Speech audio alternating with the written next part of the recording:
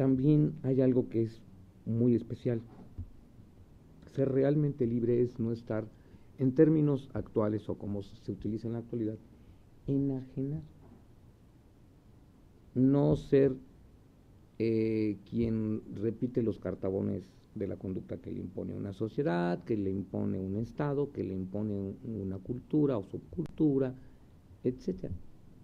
Y que aparte son impuestos e impositivos, ¿eh? Normalmente quien opta o vive esta situación se vuelve impositivo de ellas. Y todo lo que no sea así, entonces ya es malo, obsoleto, tonto, ridículo, etcétera. Pero eso ya es no ser libre. Es muy grave, pero esto cada vez lo podemos ver más y más y más en la sociedad. Y desafortunadamente cada vez más en las nuevas generaciones. Pues quiere decir que es una libertad malentendida o... Es una libertad que no existe, sí, literalmente. Pero sí, primero hay que ser consciente que no soy libre porque estoy atado a toda esa serie de valores impuestos. Esto es grave. Sí. Bueno, digamos que hay gente que dice que es libre, pero no lo es. Así es. O sea, por ejemplo, un anárquico que rompe con todas las instituciones, pues probablemente también tiene sus limitaciones de la libertad interiormente, ¿verdad? Y es que no tiene capacidad, porque es como la obediencia, ¿no? Si yo hago voto de obediencia es porque soy libre. Así es. Entonces, libremente yo decido obedecer a esta persona. No, eso de ninguna manera, líbreme Dios de estar, ¿no? Yo, la libertad, ¿no? O sea, esa libertad que una persona puede exigir de esa forma, así como muy radical o muy anárquica, pues es precisamente porque esa persona no tiene la fuerza, no tiene la capacidad, la libertad para acoger las ideas o apreciar las ideas de otros, y siempre quiere hacer lo que a él le parece. Está encerrado en la cárcel de su propia opinión, de sus propios gustos, de sus propias pasiones. Así es. ¿Sí? Pues sí. Está enajena. Sí, pero bueno.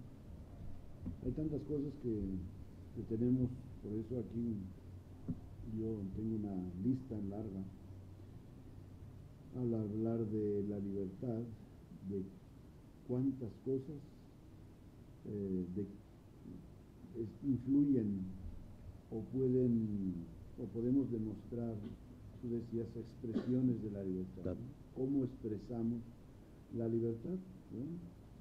Por ejemplo, ¿quién está libre de prejuicios? Casi nadie. Pero casi nadie. O si no es que nadie. Seres humanos, aunque no nos demos cuenta, todos tenemos prejuicios. ¿Qué hombre no tiene prejuicios contra las mujeres? Casi ninguno. ¿Conoces alguno? No. Entonces todos. O sea, nadie.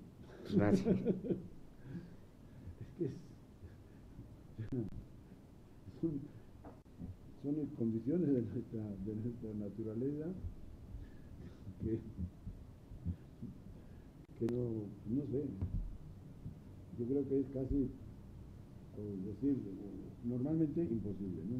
Pero pasa algo, padre, que es muy interesante. Si uno ve niños chiquitos, no manifiestan ningún prejuicio hacia el sexo contrario, hacia condiciones raciales, sociales, culturales, ideológicas, políticas, ninguno, ¿eh? Pues, quiere decir que los deformamos.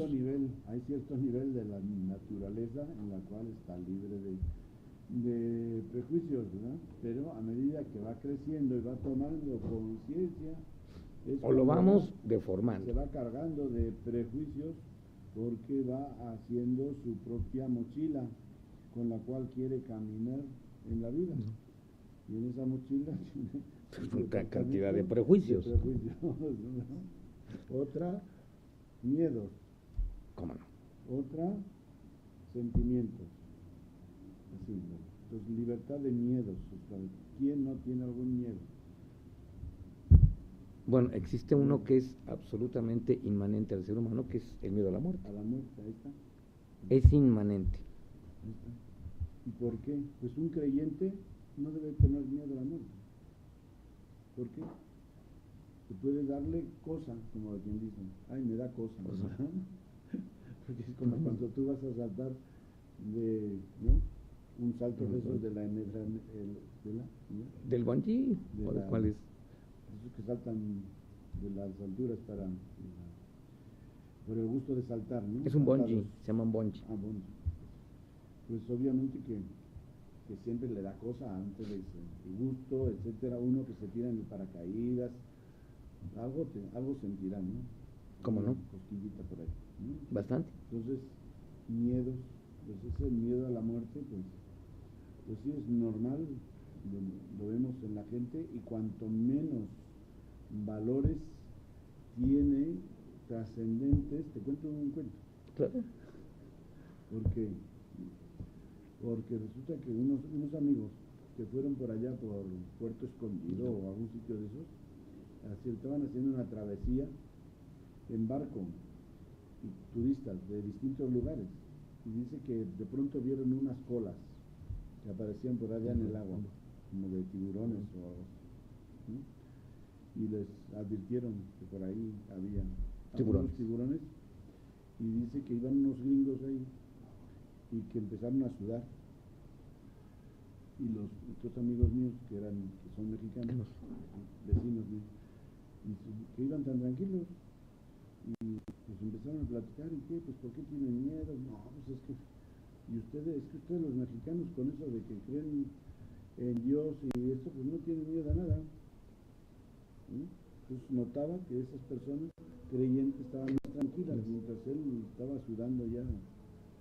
Entonces ciertamente que la fe nos influye muchísimo positivamente. Cuando una persona tiene una dimensión trascendente en su vida, pues obviamente que sabe que hay algo después, ¿no? El miedo hay tantos miedos a tener un revés en la economía, el miedo a que tu esposa te deje o que se vaya con otro, etcétera, ¿no? El miedo a la enfermedad, a la enfermedad, ¿no?